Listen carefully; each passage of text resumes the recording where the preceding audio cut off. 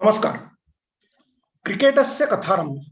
क्रिकेटचे काही जुने नवे, माहीत असलेले नसलेले, ऐकलेले न ऐकलेले असे काही भन्नाट किस्से. आणि आज परत एकदा मी मिलिंद बरोबर आलोय एका खूप इंटरेस्टिंग पण खूप महत्वाच्या विषयावर गप्पा मारायला, तुमच्याशी बोलायला. हाय मिलिंद. हॅलो. कसा आहेस? बस मजेत. थंडी आहे ऍडलेड मध्ये. थंडी आहे. आम्ही इथे आता पावसाळा एन्जॉय करतोय. सुरू झाला हळूहळू. वेल मित्रांनो, मी म्हटलं तसं आज जरा काहीतरी एक इंटरेस्टिंग टॉपिक आहे. खूप वेगळा सब्जेक्ट आहे. वेगळा नाही म्हणणार, कारण हा क्रिकेट रसिकांच्या खूप जवळचा सब्जेक्ट आहे.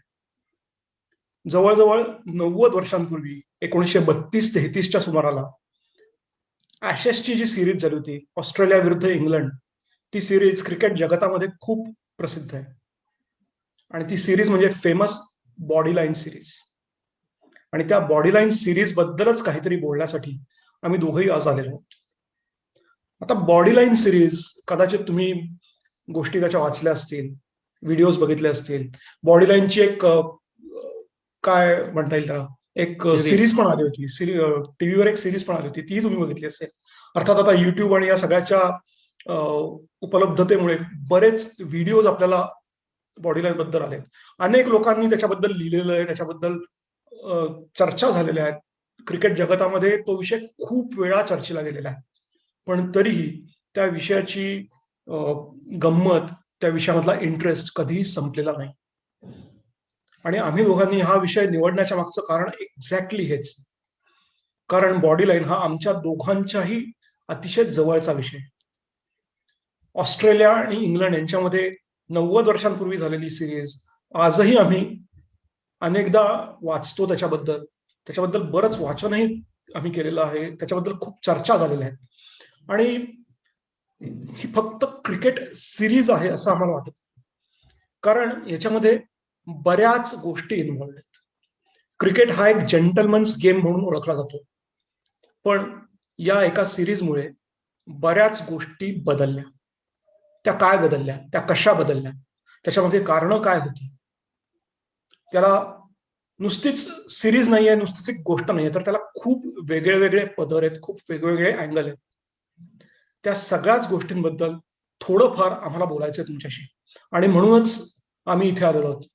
मिलिंद, काय ऍड करशील याच्यामध्ये? याच्यात फक्त असं ऍड करू इच्छितो कौस्तुभ, की आपण ही जी चर्चा करणार आहोत त्यातले फॅक्ट्स आणि फिगर्स, म्हणजे जे काही घटना घडल्या आणि जे काही आपण फॅक्ट सांगणार आहोत ते आपण तंतोतंत जसे वाचलेले आहेत किंवा ऐकलेले आहेत तसे सांगू. बरोबर त्यातली काही जी मतं असतील ती आपली मतं आहेत, म्हणजे ती बरोबर किंवा चूक याच्यात काही, there is no right or wrong in the opinions, आणि they are our opinions only. Absolutely ही आमची स्वतःची मतं आहेत. कदाचित ती चूक असतील, कदाचित तुम्हाला ती बरोबर वाटतील, पण ही काहीतरी थोडंसं अभ्यास करून, थोडंसं वाचन करून आम्ही काही मतांपर्यंत आलेलो आहोत, आणि ती आमची मतं आहेत. अर्थात त्याच्यामध्ये मिलिंदची काही मतं असतील जी मला पटणार नाहीत, माझी मतं असतील ती त्याला पटणार नाहीत, but that is okay. I think that is what the discussion is all about. तर मला असं वाटतं की बॉडी लाईन या विषयावर आपण बोलणार आहोत. तर ज्यांना माहित नाही त्यांना म्हणून सांगतो की बॉडी लाईन म्हणजे क्रिकेटमधला एक असा अध्याय आहे की ज्यांनी क्रिकेटचे नियम खूप बदलले. इंग्लंडनी बॉडी लाईन या तंत्राचा किंवा या शस्त्राचा वापर करून ऑस्ट्रेलियाच्या बॅट्समनना नामोहरम करण्याचा प्रयत्न केला. आणि त्याच्या मागचं कारण एवढंच होतं की त्यांना ॲशेस सिरीज जिंकायची होती, आणि एक ऑस्ट्रेलियन बॅट्समन त्याला हरवायचं होतं. त्याच्यासाठी केलेली सगळी ही गणितं होती, त्याच्यासाठी केलेलं सगळं जमवून आणलेलं एक तो सगळा प्रकार होता. त्याच्यामध्ये ते यशस्वी झाले, अयशस्वी झाले, बरीच मतमतांतर आहेत त्याच्यामध्ये. कोणी त्याला नियमांप्रमाणे घडलेल्या गोष्टी म्हणतात, कुणी हे जेंटलमन्स गेमच्या विरुद्ध आहे असं म्हणतात. त्याच्याही मध्ये खूप प्रवाह आहेत. आपण त्याच्यामध्ये न पडता मुख्यतः बॉडी लाईन म्हणजे काय होतं आणि त्याची सुरुवात कशी झाली याच्याकडे सगळ्यात पहिल्यांदा जाऊया. बॉडी लाईन तुम्हाला तर माहितीच आहे, 1932 सालचं मी म्हणून टेस्ट क्रिकेटची सुरुवात किंवा ॲशेसची सुरुवात साधारण 50 वर्ष आधी झाली होती. 50-52 वर्ष. 1877 साली टेस्ट क्रिकेट सुरू झालं. ऑस्ट्रेलिया आणि इंग्लंड या दोन्ही देशांनी खेळायला सुरुवात केली होती आणि पुढच्या 50 वर्षांमध्ये ते दोन्ही देश क्रिकेट देश म्हणून अतिशय नावारूपाला आले होते. त्यांच्यामध्ये व्यवस्थित बाय इयरली मॅचेस होत होत्या, ज्याला ऍशेस म्हणून आपण आजही ओळखतो. 1 वर्ष इंग्लंडमध्ये, त्याच्यानंतर 2 वर्षांनी ऑस्ट्रेलियामध्ये, परत 2 वर्षांनी इंग्लंडमध्ये, अशा या सिरीज होत होत्या. 1930 साली ऑस्ट्रेलियाचा संघ ऍशेस टूरवर म्हणजे ऍशेसची मालिका खेळण्यासाठी इंग्लंडला गेला आणि तिथे एका माणसाने न भूतो न भविष्यती महापराक्रम केला. त्यांनी सिंगल हँडेडली म्हणून इंग्लंडला पराभूत केलं आणि त्या माणसाचं नाव होतं सर डोनाल्ड जॉर्ज ब्रॅडमन. 1930 साल मला वाटतं मिलिंद ऍशेसच्या पूर्ण कालखंडामध्ये खूप महत्वाचं आहे त्या दृष्टीने, कारण इंग्लंडमध्ये जाऊन ब्रॅडमननी खूप चांगला स्कोर केला. हो, बॉडी लाईनची body line was in a way conceived in 1930. म्हणजे बॉडी लाईनची पाळंमुळं जर पाहिली तर ती 1930च्या त्या ऍशेस सिरीज मध्ये होती. डॉन ब्रॅडमन यांनी 139.1 च्या ऍव्हरेजनी जवळजवळ 600-700 धावा कुठल्या मला वाटतं त्या टूर मध्ये. त्यात ट्रिपल सेंचुरी होत्या, डबल सेंचुरी होत्या. आणि डॉन ब्रॅडमन नावाचं जे वादळ होतं, म्हणजे ब्रॅडमन अनाउन्स्ड हिमसेल्फ म्हणतात ना, तसं त्या टूर मध्ये झालं. आणि ब्रॅडमन यांचा दबदबा एवढा झाला की आता पुढच्या टूर मध्ये किंवा पुढच्या सिरीज मध्ये जर आपल्याला ऑस्ट्रेलियाला हरवायचं असेल तर इंग्लंडला काहीतरी वेगळं केलं पाहिजे, असं डगलस जार्डिन हा जो दुसरा जो नायक किंवा खलनायक बॉडी लाईनचा आहे. एक मिनिट थांब, मी याच्यासाठी एक प्रेझेंटेशन सुरू करतो. आता जेव्हा आपण बॉडी लाईन म्हणतो, बॉडी लाईन सिरीज म्हणतो, तेव्हा हे 3 जण हे त्या सिरीजचे स्टार आहेत. नायक म्हण, खलनायक म्हण, मी स्टार म्हणे. तर डगलस जार्डिन बद्दल तू बोलत होतास. डगलस जार्डिन हा इंग्लंडचा त्यावेळेसचा कॅप्टन होता, किंवा रादर 1932च्या टूरचा तो कॅप्टन झाला. डगलस जार्डिन एक इंटरेस्टिंग म्हणजे डगलस जार्डिन यांचा जन्म मुंबईला झाला होता आणि म्हणजे भारताचा पण बॉडी लाईन मध्ये थोडासा हात आहे. अजून एक भारतीय बॉडी लाईन सिरीज मध्ये खेळला, आपण ते पुढे बघू.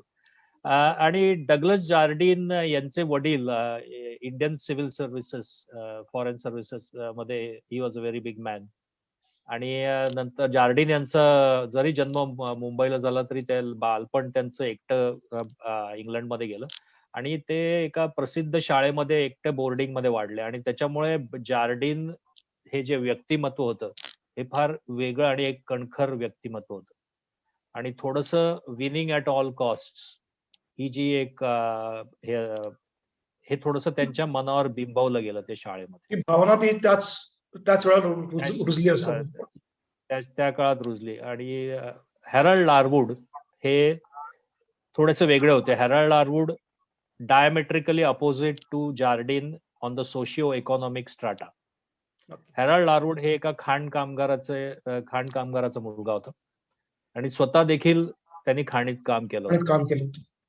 तर एका ठिकाणी जार्डिन म्हणजे टॉप ऑफ द इकॉनॉमिक सरंजामशाहीचा प्रतीक होता. आणि हॅरल्ड लारवूड एकदम खाली म्हणजे सोशिओ इकॉनॉमिक स्ट्रॅटा. बरोबर. अर्थात क्रिकेट स्किल्स जर पाहिले तर हॅरल्ड लारवूड वॉज अ फार बिगर क्रिकेटर दॅन जार्डिन. आणि ब्रॅडमन यांच्याबद्दल काय बोलायची गरज नाही मला वाटतं, कारण सगळ्यांना ब्रॅडमन बद्दल माहिती. आपण थोडासा वेळ वाचवण्यासाठी ब्रॅडमन बद्दल फार कमी बोलू. पण मला इथे एकच गोष्ट नमूद करायची आहे मिलिंद, की डगलस जार्डिन हा इंग्लिश टीमचा कॅप्टन तर होताच, पण तो एक चांगला बॅट्समनही होता मिडल ऑर्डर. आणि हॅरल्ड लारवूड हा त्या काळचा इंग्लंड मधला आणि जगातला सर्वोत्कृष्ट आणि सर्वात फास्ट बॉलिंग करणारा बॉलर होता. करेक्ट. कंटिन्यू. ब्रॅडमन म्हणजे ब्रॅडमन यांच्याबद्दल तेवढंच त्यावेळेस एवढंच सांगायचं की ब्रॅडमन नावाचं जे वादळ होतं किंवा ब्रॅडमन जो दबदबा होता, ब्रॅडमन या नावाचा दबदबा तो 30 साली एकदम म्हणजे त्याच्यावर शिक्कामोर्तब केलं ब्रॅडमननी. आणि त्यांना थांबवण्यासाठीच पुढे ही सगळी जी काही हे घडली क्रिया बॉडी लाईनची, ते आपण बघूया पुढे. आता जसं इथे आपण या 3 हिरोज बद्दल, स्टार्स बद्दल बोलतो, डगलस जार्डिन, हॅरॉल्ड लारवूड आणि डॉन ब्रॅडमन, तसंच काही पडद्यामागचे कलाकारही होते की ज्यांनी ही स्ट्रॅटेजी म्हणा, कल्पना म्हणा, किंवा हा विचार केला की बॉडी लाईन किंवा त्या प्रकारे बॉलिंग करून ऑस्ट्रेलियन टीमला आणि खास करून ब्रॅडमन यांना कंट्रोल करता येईल. आता ही मंडळी कोण होती? यातला पहिला आणि सगळ्यात महत्वाचा माणूस आहे तो म्हणजे पर्सी फेंडर. आता पर्सी फेंडर हा सरेचा कॅप्टन होता आणि तो मला वाटतं 12-13 टेस्ट मॅचेस पण इंग्लंडसाठी खेळलेला आहे. पण डगलस जार्डिन हा याची जेव्हा इंग्लंडचा कॅप्टन म्हणून नेमणूक झाली त्या 1932च्या सिरीजसाठी, डगलस जार्डिन सुद्धा सरेकडनं खेळत होता आणि पर्सी फेंडर हा त्याचा कॅप्टन होता आणि त्या दोघांमध्ये खूप चांगला रॅपो होता. आता पर्सी फेंडर जेव्हा ग्राउंडच्या बाहेरून या सगळ्या सामन्यांचं 1930 सालच्या सिरीजचं जेव्हा तो अवलोकन करत होता, तेव्हा त्याला असं लक्षात आलं किंवा त्याला असं वाटलं की लेग साईडला पडलेल्या शॉर्ट बॉलवर ऑस्ट्रेलियन बॅट्समन आणि पर्टिक्युलरली डॉन ब्रॅडमन चकतो, घाबरतो आणि त्याला ते नीट खेळता येत नाही. आणि त्या सगळ्या कल्पनेतून, त्या सगळ्या गोष्टींमधून एका थेअरीचा जन्म झाला, ज्याला इंग्लिश खेळाडूंनी किंवा डगलस जार्डिननी किंवा इंग्लिश पत्रकारांनी लेग थेअरी असं म्हटलं. लेग साइड थेअरी किंवा leg theory. So leg theory हे बॉडी लाईनचं पहिलं पाऊल आहे असं म्हणूया. अर्थात ही लेग थेअरी तशी क्रिकेटमध्ये नवीन नव्हती. 1910च्या दशकात किंवा त्याच्याही आधी अनेकदा फक्त इंग्लंडमध्येच नाही तर ऑस्ट्रेलियामध्ये सुद्धा लेग थेअरीचा जन्म झाला, म्हणजे लेग थेअरी वापरली गेली होती. लेग थेअरी म्हणजे काय की लेग साईडला सगळे क्षेत्ररक्षक लावून लेग साईडला लेग स्टंपवर बॉल टाकून तो बॉल सगळ्यापेक्षा बहुतांश लेग साईडला बॉल टाकून तो बॉल उसळवायचा आणि ज्या योगे बॅट्समनला तो बॉल खेळता येणार नाही. अर्थात हे करण्यासाठी ॲक्युरसी आणि पेस या दोन्ही गोष्टींची अत्यंत गरज होती. आपण त्याच्याविषयी नंतर बोलणारच आहोत. एक थोडस सांगतो याच्यामध्ये अजून एक, आपण लेग साइड बोलून घेऊया लेग थेअरी बद्दल. तर लेग साइडला का? कारण बहुतांशी बॅट्समन हे राईट हँडेड म्हणजे राईट हँडेड उजव्या खेळायचे. आणि लेग साइडनी जेव्हा तुमच्या अंगावर चेंडू येतो तेव्हा तो सोडणं फार अवघड असतं.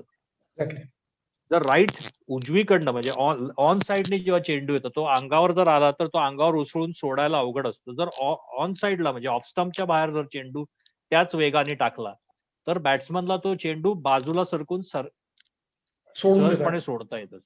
ते लेग साइडला करणं अवघड होतं, त्याच्यामुळे तो लेग साइडवरनं तो मारा जो आहे तो त्याची ती एक थिअरी निघाली. नक्की. आणि एक गोष्ट मी सांगायची विसरलो मगाशी सगळ्या बोलण्यामध्ये की त्यावेळेला क्रिकेटमध्ये असे कुठलेही नियम नव्हते की लेग साईडला किती फिल्डर्स असावेत किंवा बॅट्समनच्या मागच्या बाजूला किती फिल्डर्स असावेत, असे कुठलेही नियम त्या काळी अस्तित्वात नव्हते. आणि दुसरी महत्वाची गोष्ट म्हणजे त्यावेळेला त्या काळामध्ये विकेट्स झाकून ठेवल्या जात नसत. त्यामुळे त्या विकेट्स प्रत्येक दिवसाच्या खेळानंतर थोड्या डिस्ट्रॉय डिस्टॉर्ट होत होत्या आणि त्याच्यामुळे नंतर फलंदाजी करणं हे आणखीन अवघड होत जायचं. शेवटचे 2 दिवस वगैरे खूप अवघड जायचं. आता जसं पर्सी फेंडर म्हटलं मी, तसंच पेलहम वॉर्नर याही माणसाचा या पूर्ण सिरीजमध्ये खूप मोठा रोल आहे, त्याच्याबद्दलही आपण बोलणार आहोत. पेलहम वॉर्नर किंवा प्लम वॉर्नर असं त्याला म्हणायचे, हा इंग्लिश टीमचा मॅनेजर होता जी ऑस्ट्रेलियाला गेलेली होती. आणि आर्थर कार हेही बॉडी लाईनच्या इनिशियल पिरियड मधला एक ब्रेन होतं असं म्हणेन. पर्सी फेंडर आणि डगलस जार्डिननी समोर ठेवलेल्या कल्पनेला मूर्त स्वरूप देण्याचं काम आर्थर कार या माणसाने केलं. आणि पर्सी फेंडर जर्नलिस्ट होता, पण तो त्या टूरला गेला नाही. पण आर्थर कार एक जर्नलिस्ट म्हणून तो ऑस्ट्रेलियाच्या टूरवर होता आणि समोर चाललेल्या घटना हा तो स्वतःहून बघत होता. त्याच्या डोळ्यासमोर त्या सगळ्या गोष्टी घडत होत्या. मिलिंद, पुढच्या स्लाइडकडे येतोय मी. आय थिंक ही खूप महत्वाची साईड आहे. आता ती जी 1932ची सिरीज होती ती English bowlers versus Australian batsman होती असं म्हटलं गेलं. हे 4 इंग्लिश बॉलर्स आहेत apart from Larwood. Milind, Larwood बद्दल अगदी बॉडी लाईनच्या संदर्भात म्हणायचं तर बिल वोस जो होता तर त्यांनी आणि लारवुडनी बॉडी लाईन सिरीज खऱ्या अर्थी गाजवली. म्हणजे विकेट्स घेण्यामध्ये पण गाजवली आणि बॉडी लाईनचं जे ऍक्च्युली त्यांनी जे घडवून आणलं बॉडी लाईन तर ह्या दोघांनी ती गाजवली. गबी ॲलन देखील एक फास्ट बॉलर होता, पण गबी ॲलन प्लम वॉर्नर प्रमाणे बॉडी लाईनच्या विरोधात होता. तो पण एक फास्ट बॉलर होता आणि तो विरोधात होता. बिल बोसनी पण ही बोल्ड बॉडी लाईन आणि त्याला विकेट्स पण मिळाले, यशस्वी पण झाला. पण ही वॉज म्हणजे तो सहनायक म्हणता येईल आपल्याला या बॉडी लाईनच्या ह्याच्यात. आणि मॉरिस स्टेट त्यावेळेस एक उगवता तारा होता. मॉरिस स्टेट जरी फास्ट त्या म्हणजे बॉडी लाईन मध्ये फारसं बॉडी लाईनच्या संदर्भात जर बोलायचं तर मॉरिस स्टेटचं नाव येत नाही. पण जर आपण पूर्वीचे जे फास्ट बॉलर्स जर बघितले तर त्याच्यामध्ये जरूर मॉरिस स्टेटचं नाव घेतलं जातं, कारण तो एक अतिशय यशस्वी आणि अतिशय उत्तम फास्ट बॉलर होता. आणि पण बॉडी लाईन मध्ये फारसा त्याचा सहभाग झाला नाही, कारण तो त्यावेळेस थोडासा उगवता होता आणि was young, he was new to test cricket that time. पण मग असं म्हणायचं का आपण की प्रायमरीली लारवुड आणि बिल बोस या 2 बॉलर्सनी आणि काही प्रमाणात बिल बोसनी या लेग थेअरीचा जास्त वापर केला आणि जी स्ट्रॅटेजी जार्डिन आणि हेनरी फेंडर त्यांनी जी ठरवली होती त्याप्रमाणे ते वागत गेले. बॉडी लाईनचा वापर केला म्हणण्यापेक्षा त्यांना वापर करायला लावला असं मी सांगेन. दे were told, they were not asked to bowl bodyline, they were told to bowl bodyline. आणि जसं आपण मगाशी सांगितलं, थोडं बोललं की सोशिओ इकॉनॉमिक जे डिफरन्स होता जार्डिन आणि वोस आणि लारवुड मध्ये, त्यामुळे त्यांनी ते नियमांचे पालन करावे या इतक्या इमानदारीने बॉडी लाईनचं त्यांनी इम्प्लिमेंटेशन केलं. गबी ॲलन थोडासा वेगळ्या इकॉनॉमिक स्ट्रॅटाचा होता, त्यामुळे त्याला थोडासा जार्डिनला विरोध करता आला की मी आय विल नॉट बोल बॉडी लाईन.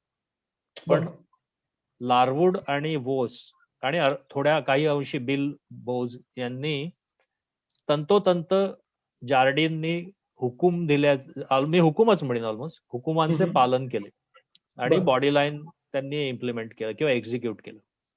Okay okay. पण म्हणजे आपण जे मास्टर माइंड म्हणतो म्हणजे पर्सी फेंडर असेल किंवा डग्लस जार्डिन असेल, यांनी ही स्ट्रॅटेजी डिसाइड केली होती. ही सिरीजच्या अनेक दिवस आधी किंवा काही महिने आधी ही स्ट्रॅटेजी त्यांनी प्लॅन केली. आणि if I am not wrong, त्यांनी याला आर्थर कारला मदतीला घेऊन ही स्ट्रॅटेजी बिल वोस आणि लारवुड या दोघांनाही ती डिफाईन केली होती, त्यांना सांगितलेली होती. बरोबर आहे. आणि एवढंच नाही मित्रांनो, तर इंग्लिश काउंटीमध्ये सुद्धा लारवुड आणि बिल वोस यांनी लेग थेअरीचा वापर करून फलंदाजांना जायबंदी करायला सुरुवात केली. त्याचे प्रयोग केले होते. आणि ही कुणकुण कुठेतरी इंग्लिश बोर्डालाही असावी किंवा एमसीसी मेलबर्न क्रिकेट क्लब जे आहे त्यांनाही असणार. कारण ज्या वेळेला इंग्लिश टीम ऑस्ट्रेलियाच्या दौऱ्यावर होती, जसं मगाशी मिलिंदनी सांगितलं, नरोवा कुंजरोवा काही होऊ देत, मला ही सिरीज जिंकायचीच आहे या हेतूनेच डग्लस जार्डिन तिकडे गेलेला. आता जेव्हा आपण इंग्लिश बॉलर्स तर बघितले, पण ऑस्ट्रेलियन बॅट्समनही तेवढेच महत्वाचे होते. आपण ब्रॅडमन बद्दल बोलतो. ब्रॅडमन सगळ्यांनाच माहिती आहे किंवा ब्रॅडमनला कंट्रोल करण्यासाठीच या लेग थेअरीचा जन्म झालेला होता. पण त्याच्याच बरोबर ऑस्ट्रेलियन संघामध्ये आणखीन काही बॅट्समन होते. म्हणजे बिल पॉन्सफोर्ड होता जो त्यांचा ओपनिंग बॅट्समन होता आणि he was truly a great batsman. Bill Woodfull होता त्यांचा कॅप्टन आणि ॲलन केपॅक्स होता, स्टॅन मॅकाबे होता. अजून कोण नाव आठवतंय का? वाटतं ओल्डफील्ड सुद्धा चांगली बॅटिंग करू शकत असेल. बर्ट ओल्डफील्ड पण होता. येस, बर्ट ओल्डफील्ड पण होता. सो हे 4-5 चांगले बॅट्समन तर ऑस्ट्रेलियन टीम मध्ये नक्कीच होते. आणि इंग्लिश टीम मधले बॉलर्सही वुडफुल तेवढेच चांगले. वुडफुल बद्दल एकच सांगावं असं वाटेल की Woodfull was the captain for the right, series. Right. आणि जे आपण म्हणतो की cricket is a gentleman's game, याचं वुडफुल हा एक मूर्तिमंत उदाहरण होता. वा, Woodfull was the personification of a gentleman cricket. बर. मी आणि थोडस बोल. थोडा विषयांतर पण म्हणजे वुडफुल आणि पॉन्सफर्ड ओपन करायचे, ॲलन किपॅक्स मिडल ऑर्डरला यायचं आणि म्हणजे ब्रॅडमनच्या खाली.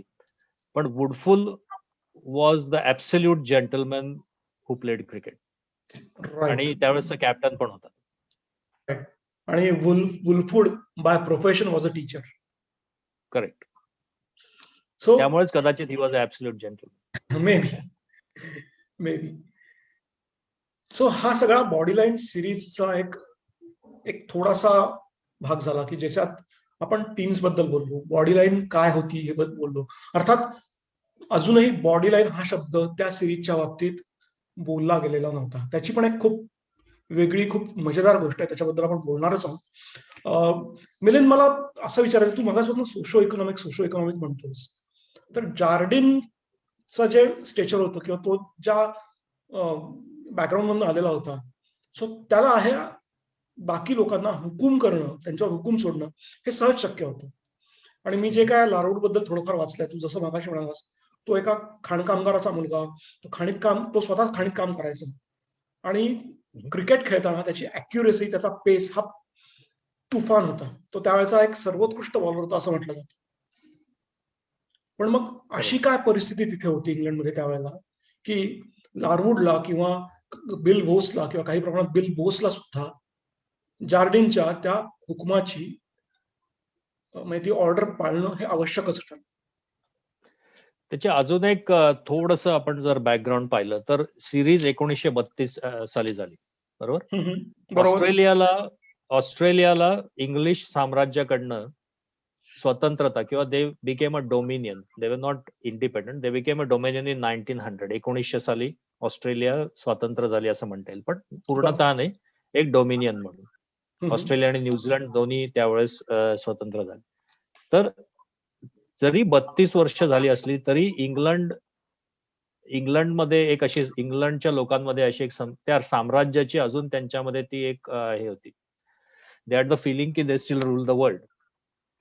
आणि इंग्लंड आणि कॉलनीज असा त्यांचा एक थोडासा जगाचा कडे बघण्याचा हेतू होता, आणि म्हणजे आम्ही कसं अँगल होता. सगळ्यांपेक्षा श्रेष्ठ आहोत. हा, तर म्हणजे on one side was England आणि अदर साइड वर कॉलनीज. म्हणजे भारत त्यावेळेस स्वातंत्र्य पण झाला नव्हता, आपण 47 साली झालो, तेव्हा we were steel a colony. आणि जेव्हा 30 साली ब्रॅडमननी जे वादळ आणलं क्रिकेटमध्ये आणि इंग्लंडला जेव्हा क्रिकेटमध्ये धूळ चारली, तेव्हा तो थोडासा त्यांचा तो एक इगो डिवचला गेला. आणि डगलस जार्डिन यांनी जार्डिनला कोणी सांगितलं नव्हतं की तू असं कर. त्यांनी स्वतःच्या मनावर हे घेतलं की राष्ट्रासाठी किंवा आपल्या देशाचा एक जो इगो आहे तो आपल्याला परत मिळवून देण्यासाठी त्यांनी हे सगळे, त्याचा जो बॅकग्राऊंड ही आहे, म्हणजे की पण त्याचं आता याच्यामध्ये स्वतःच एक काही प्रश्न असा त्याच्यात हे येतो नव्हतं. की त्याच्यामध्ये की हा एक खेळ होता आणि खेळामध्ये इंग्लंड ऑस्ट्रेलियाकडनं याच्या आधी पराभूत झालेले होते. पण मग बरोबर. 1930 साली हा एकच माणूस आपल्याला पुरून उरला, अशी काही समजूत होती का किंवा असं काही घडलं थोडीशी का? होती, कारण Bradman was the root cause. कारण ब्रॅडमनचा एवढा गवगवा झाला की थोडस ते म्हणजे it was a bit personal plus it was a bit for the country असं म्हणता येईल आपल्याला. ओके. आणि मग त्यांनी हे जेव्हा लेग साइड थिअरी जेव्हा सांगितली गेली, पर्सी फेंडरनी जेव्हा त्याला सांगितलं जार्डिनला की ब्रॅडमन थोडासा फास्ट बॉलिंगला बिचकतो, त्याला एवढंच सांगितलं होतं पर्सी फेंडरनी. आणि त्यांनी मग जार्डिननी काही फिल्म्स पाहिल्या. इथे एक गोष्ट वाचली आहे ती मी थोडीशी सांगू इच्छितो की आधी टेलिफोनवर या दोघांचं डिस्कशन झालं याबद्दल आणि नंतर लंडनच्या एका त्याला हॉटेलमध्ये मराठीत एक सुंदर शब्द आहे, मी तुला इंटरप्ट करतो, टेलिफोनवर त्यांचं खलबत झालं. खलबत झालं, येस. आणि त्याच्यानंतर ते दोघं जण लंडनमध्ये एका हॉटेलमध्ये भेटले आणि पर्सी फेंडरनी काही तथ्यांद्वारे, काही त्यांनी काढलेल्या ज्या नोट्स होत्या मॅचेसच्या 1930 सिरीजच्या, त्याच्यामधून डगलस जार्डिनला हे पटवून दिलं की डॉन ब्रॅडमन पर्टिक्युलरली लेग साईडला आलेल्या बाउन्सर्सना घाबरतो, बिचकतो. बिचकतो. बिचकतो हा शब्द आहे, घाबरतो नाही म्हणणार मी, बिचकतो. त्याला ते खेळता येत नाही. आणि तिथनं या सगळ्याची सुरुवात झाली. आणि मग जार्डिन जो मुळातच त्याचा स्वभाव असा होता की काहीही करून जिंकायचंच, त्यांनी ती आयडिया उचलून धरली, त्यांनी ती कल्पना उचलून धरली. आणि मग त्यांच्या पुढच्या मीटिंगमध्ये आर्थर कारही आला. मग त्यांनी इंग्लिश काउंटीमध्ये जे बॉलर्स होते त्यांचा थोडासा रिव्ह्यू घेतला आणि हे 3 बॉलर्स त्यांनी निवडले. त्याच्यामध्ये लारवूड होता, हॅरॉल्ड लारवूड, बिल व्होस आणि बिल बोस, की जे ऑस्ट्रेलियाला जाणाऱ्या संघात नक्की होते आणि ते या ऑर्डर्स ऐकतील असं त्यांचं मत होतं. आणि त्याच वेळेला त्यांनी गबी ॲलनचा सुद्धा विचार केला. पण पर्सी फेंडर या मताचा होता की गबी ॲलन या सगळ्या प्रकारात 100% विरोध करेल, तो या सगळ्यात भाग घेणार नाही. दुसरं एक असं होतं की त्या काळात म्हणजे मगाशचा थोडासा अर्धवट उत्तर राहिलं ते की त्यांनी का ऐकलं, म्हणजे सोशिओ इकॉनॉमिक आपण त्याच्याबद्दल बोलू. राईट. तर खाणीच काम करून दिवसभर कष्ट करून जेवढे पैसे मिळत असत त्यापेक्षा बरेच जास्त पैसे इंग्लंड कडून खेळताना प्लेयर्सला मिळायचे. IPL सारखं नव्हतं आत्ताच्या, पण तरी देखील त्या काळात जे दिवसभर खाणीत पाठ मोडून काम करून जे पैसे मिळायचे त्यापेक्षा जास्त बऱ्याच पटीने जास्त पैसे क्रिकेट खेळताना मिळायचे. त्यामुळे थोडासा एक सोशल अँगल होता, तसा एक इकॉनॉमिक अँगल देखील बॉडी लाईनच्या मागे होता. म्हणून ते दोघं तेव्हा ते देखील तयार झाले त्याच्यासाठी. आणि या सगळ्या प्रकारामध्ये जेव्हा इंग्लंडची टीम डिक्लेअर झाली ऑस्ट्रेलियाला जाण्यासाठी, त्याच्यामध्ये आणखीन एक खेळाडू असा होता की ज्यांनी या लेग थेअरीचा कायम विरोध केला. तो त्या टीमचा भागही होता, इंग्लंडकडूनही खेळत होता आणि त्यांनी त्याचा विरोध केला आणि तो म्हणजे इफ्तिकार अली खान पतौडी. बरोबर आहे? इफ्तिकार अली खान पतौडी म्हणजे मनसूर अली खान पतौडी, म्हणजे जे नवाब टायगर पतौडींचे टायगर पतौडींचे वडील. बरोबर. जरी ते भारतात त्यांचा जन्म झाला, अर्थात त्यावेळेस भारतात जन्मलेले खेळाडू इंग्लंडकडनं खेळू शकत असतात, कारण तेव्हा भारतावर त्यांचं साम्राज्य होतं इंग्लंडचं. बरोबर. आणि आपण पुढच्या भागात जेव्हा बघू की त्यांचा काय सहभाग होता बॉडी लाईन मध्ये, पण ह्या 3 लोक जे होते, गबी ॲलन, इफ्तिकार अली खान पतौडी आणि पेलहम प्लम वॉर्नर, हे 3 लोक असे होते की त्यांचा बॉडी लाईन ह्या प्रकाराला पहिल्यापासून विरोध होता. आणि आपण नंतर बघू की त्यांनी त्याचं काय फळ भोगली ते पण आपण बघू. नक्कीच. आणि आणखीन एक इंडियन या टूरवर होता, पण नंतर त्यांनी स्वतःचं नाव विथड्रॉ केलं, ते म्हणजे दुलीप सिंगजी. ते सुद्धा या टूरचा भाग होते, ते सुद्धा या टीमचा भाग होते, पण ते या टूरवर गेले नाहीत, त्यांनी आपलं नाव विथड्रॉ केलं होतं. सो असा थोडासा भारतीय अँगल या सगळ्या प्रकारामध्ये त्या सिरीजमध्ये नक्की होतं. आता जेव्हा तुम्हाला तर माहितीच आहे, त्या काळामध्ये या टूर्स जवळजवळ 5-5, 6-6 महिने चालायच्या. जेव्हा इंग्लंडची टीम ऑस्ट्रेलियाच्या टूरवर गेली तेव्हा अर्थातच त्याचा मोठा गवकावा झालेला होता. दोन्ही देशांमधले सामने हे एका युद्धाप्रमाणेच होत असत आणि ग्राउंडवर उपस्थित असलेले प्रेक्षक त्या देशातले आपल्या देशाला चीअर करून त्यांचं मनोधैर्य वाढवण्याचा नक्की प्रयत्न करत असत. आता जेव्हा इंग्लंडचा संघ ऑस्ट्रेलियामध्ये दाखल झाला तेव्हा डगलस जार्डिनचं एक खूप अमेझिंग स्टेटमेंट आहे, जे अजूनही क्रिकेट जगतामध्ये तेवढ्याच चवीनी बोललं जातं, ऐकवलं जातं, त्याची चर्चा होते. मिलिंद, त्या स्टेटमेंट बद्दल सांगतोस का?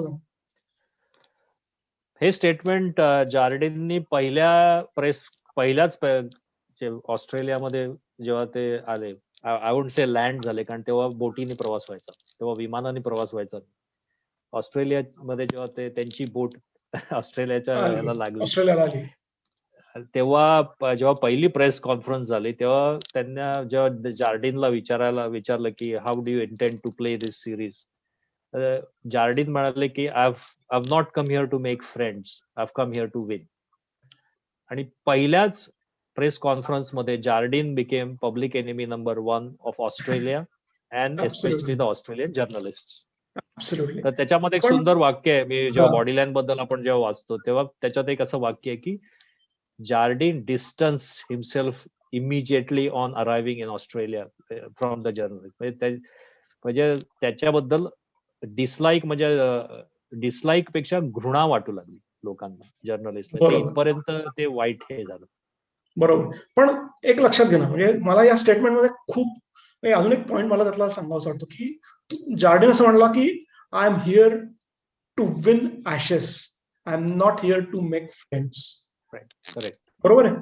सो ते जे डोक्यात कुठेतरी होतं की माझ्या देशाला एका दुसऱ्या देशाने पराभूत केलंय, एका इंडिव्हिज्युअल, एका माणसाने पराभूत केलंय, आणि ते कुठेतरी मनात इथे कुठेतरी खोलवर रुजलेलं असणार आहे, जे जिंकण्यासाठी काहीही करायची त्याची तयारी होती. करेक्ट. आणि तीच संकल्पना डोक्यात ठेवून तो ऑस्ट्रेलियात आला होता, त्याचा संघ घेऊन. थोडस एक अजून मला म्हणजे विलन जे म्हटलं जातं जार्डिनला, थोडस Right. मला वाटतं की त्याचा हे जे स्वभाव जो होता किंवा त्याचे हे जे स्टेटमेंट्स वगैरे होते ते त्याच्यामुळे ते थोडस ती प्रतिमा पण घडली, म्हणजे आपण म्हणतो ना एक इमेज घडली. तर मला बरोबर. वाटतं जरी बॉडी लाईन झालं नसतं, म्हणजे हायपोथेटिकल बोलतोय मी आता, जरी बॉडी लाईन झालं नसतं आणि इंग्लंड जर जिंकले असते तरी देखील जार्डिनकडे एक खलनायक म्हणूनच बघितलं गेलं असतं. कारण त्याचा जो स्वभाव किंवा त्याची जे वृत्ती होती, हिज डिमिनर जे म्हणतात, it was a bit in that mould.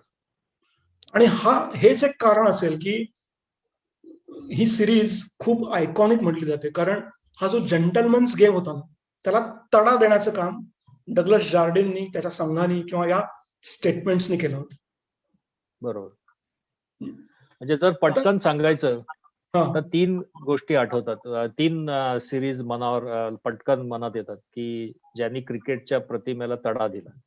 अगदी पहिली म्हणजे बॉडी लाईन, दुसरी म्हणजे द अंडरआर्म इन्सिडेंट, हो, आणि ऑस्ट्रेलिया तिसरी म्हणजे सँड पेपर गेट.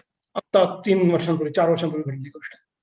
आणि ह्या तिन्ही मधला जर कॉमन फॅक्टर पाहिला तर तो आहे ऑस्ट्रेलिया. येस. पण डग्लस जार्डिन जरी हे सगळं म्हणत असेल, जरी त्याला विलन ठरवलं गेलं, तरी मला पर्सनली असं नाही वाटत. म्हणजे ठीक आहे, तो त्याचा एक स्वतःचा काहीतरी स्वभाव होता, तो त्या स्वभावाला अनुसरून खेळला. त्यांनी वापरलेली वेपन्स, त्याची आयुध, त्याची स्ट्रॅटेजीज हे थोड्याशा वेगळ्या होत्या. त्या चूक होत्या का बरोबर होत्या, त्यांनी काय एक्झॅक्टली केलं हे आपण परत बोलणारच आहोत. पण तो त्याचा खेळ खेळत होता, वेरॅज ऑस्ट्रेलिया त्यांचा खेळ खेळत होता, असं म्हणेन मी.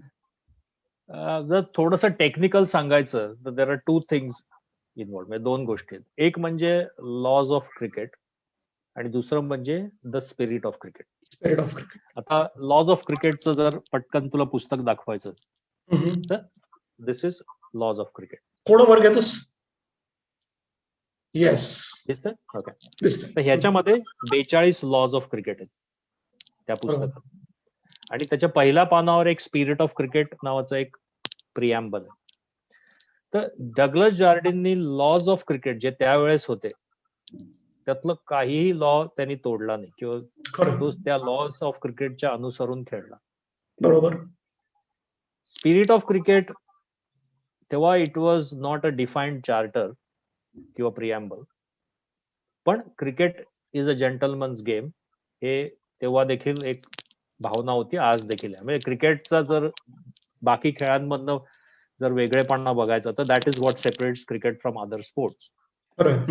पण त्या प्रति म्हणजे स्पिरिट ऑफ क्रिकेट डेफिनेटली त्यांनी तडा दिला जार्डिननी. पण जर अगदी टेक्निकली किंवा ऑब्जेक्टिव्हली जर आपण ह्या गोष्टीकडे पाहिलं तर त्यांनी एकही क्रिकेटचा लॉ मोडला नाही. बरोबर.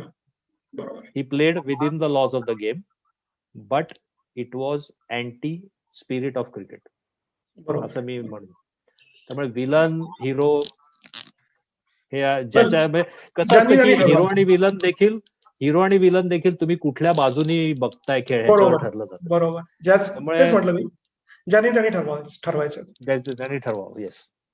आता हे सगळे प्रकार घडत होते. इंग्लंडची टीम ऑस्ट्रेलियामध्ये आलेली होती. पण इथे ऑस्ट्रेलियन टीम मध्ये किंवा ऑस्ट्रेलियन संघाच्या त्या सगळ्या याच्यामध्ये खेम्यामध्ये काहीतरी वेगळंच चाललं होतं. पहिली टेस्ट मॅच होती सिडनीला, आणि ज्या माणसासाठी डगलस जार्डिननी एवढा सगळा खटाटोप घडून आणला होता, एवढ्या सगळ्या गोष्टी केल्या होत्या, लेग थेअरीवर त्यांनी प्रॅक्टिस केली होती, मेहनत घेतली होती, खूप स्ट्रॅटेजीज डिफाईन केलेल्या होत्या, तो माणूस म्हणजे डॉन ब्रॅडमन. आणि जेव्हा सिडनीची टेस्ट सुरू झाली किंवा सुरू होणार होती, तेव्हा डॉन ब्रॅडमननी त्या संघातून आपलं अंग काढून घेतलं. तो ती मॅच खेळायला उतरला नाही, ती मॅच खेळणार नाही असं त्यांनी मॅचच्या काही दिवस आधीच डिक्लेअर केलं नव्हतं. त्याच्या मागे काहीतरी कारण होतं. मिलिंद, सांगशील त्याच्याबद्दल? ब्रॅडमन हे एक पत्रकार देखील होते. त्यावेळेस खेळाडू हे प्रोफेशनल प्रोफेशनल्स नव्हते. बरोबर. तर ते म्हणजे खेळाडू प्रोफेशनल होते, म्हणजे ते आपापला व्यवसाय सांभाळून क्रिकेट खेळत असत. त्यांना क्रिकेट खेळण्यासाठी पैसे मिळत असत, पण ते ते इतर त्यांचं व्यवसाय प्रोफेशन देखील होतं. प्रोफेशनल. बरोबर. तर तेव्हा डॉन ब्रॅडमन इतके प्रसिद्ध झाले होते, तर त्यांना एका वृत्तपत्राने जे काही सिरीज होणार होती त्याच्याबद्दल मथळा लिहिण्याबद्दल काही पैसे देऊ केले, आणि ब्रॅडमन यांनी तो कॉन्ट्रॅक्ट देखील स्वीकारला होता. बरोबर. पण because it was not a professional game, तर तेव्हा ऑस्ट्रेलियन क्रिकेट बोर्डने त्यांच्यावर एक मेजर आक्षेप घेतला आणि त्यांना सांगितलं की तुम्ही जर क्रिकेट खेळणार असणार, तुमच्या देशासाठी जर आपण खेळणार असाल, तर तुम्हाला पत्रकारिता करता येणार नाही. तर ब्रॅडमन यांनी एक उलट असं हे दिलं की ठीक आहे, मग मी क्रिकेट खेळतच नाही, मी पत्रकारिता करतो. बरोबर. आणि हा थोडासा वाद हे झाला, आणि मग ब्रॅडमन यांनी पहिल्या टेस्ट मधनं आपलं अंग काढून घेतलं. ही बरोबर. अशी ती घटना होती. बरोबर आहे. सो हे सगळं ऑस्ट्रेलियन भूमीवर चालू असताना या सिरीजचा जो हिरो म्हणून, नायक म्हणून जो होता, तोच ती मॅच खेळणार नव्हता, आणि त्या मॅच मधनं त्यांनी स्वतःचं अंग काढून घेतलं, आणि ती मॅच सिडनीला त्याची सुरुवात होणार होती. आता बॉडी लाईन हा इतका मोठा डीप सब्जेक्ट आहे की ज्याच्यामध्ये आपण एका भागात नाही बोलू शकत. इथे खूप गोष्टी आहेत. त्यामुळे आपण आज इथे थांबतो आहोत, आणि बॉडी लाईनचा उत्तरार्ध पार्ट 2 घेऊन आम्ही लवकरच तुमच्या समोर येतोय. तुम्हाला हा भाग कसा वाटला हे आम्हाला नक्की कळवा, आणि बघत राहा क्रिकेटस्य कथारम्य. थँक्यू.